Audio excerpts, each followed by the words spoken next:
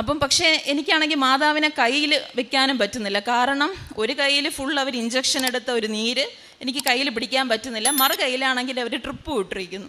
പക്ഷെ എനിക്ക് മാതാവിൻ്റെ ലോക്കറ്റ് ഇല്ലാതെ പോകാനും ഒരു ധൈര്യമില്ല.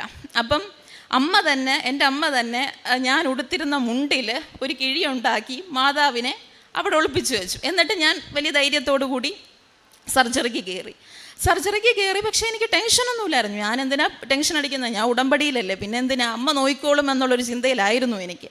അങ്ങനെ ഒരു അരമണിക്കൂറിനുള്ളിൽ സർജറി ചെയ്തു.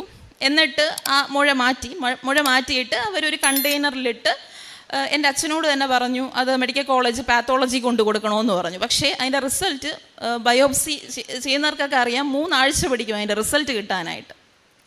പിന്നെ സർജറിയൊക്കെ കഴിഞ്ഞു, ഇനി റിസൾട്ട് എന്തായിരിക്കും എന്നുള്ളതാണ് ടെൻഷൻ.